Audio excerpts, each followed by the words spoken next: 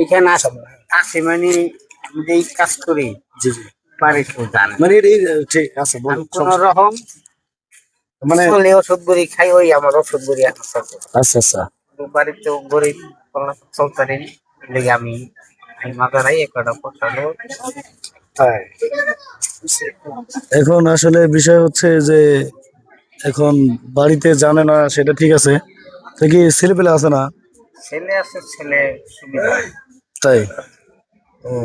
মানে অতটা কেয়ার করে না বাবা মার প্রতি যে একটা আমি এদের বেশি মানে বাবার প্রতি যে একটা দায়িত্ব জিনিস কাজ করে টানে না এছাড়াও আসলে মানুষের কি বিয়ে শাদী করছে না ওনারা ইনকাম তো করে ইনকাম করে ঠিক কিন্তু ওই নিশাবানি তাই মানে খারাপ হয়ে গেছে এই জন্য আমি বাড়ি ঘর বেশ থাকি না। তো বাবার প্রতি যে একটা দায়িত্ব মানে আসলে আমার খুব মায়া লাগলো আঙ্কেল এই জন্য আপনাকে ডাকলাম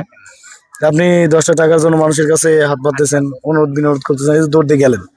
কারণ আমি তো আপনাকে দেখেও বোঝা যাচ্ছে আপনি কিন্তু মানে অসুস্থ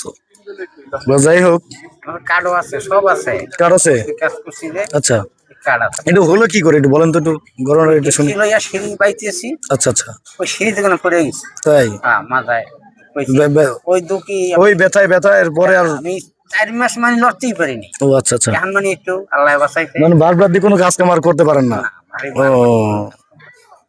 তো এখানে 3 মাস আছেন আন্টি বাড়িতেই আছে মনে হয় নাই সংসার নাই মানে আল্লাহ দিলে মানে বাচ্চা নাই না তো অন্তত একজন আন্টি থাকলেও তো একটু অন্তত একটু আপনাকে করতো আসলে কি আপনারা একটু দেখেন এই যে আঙ্কেলের ছেলে পেলে থাকতেও আজকে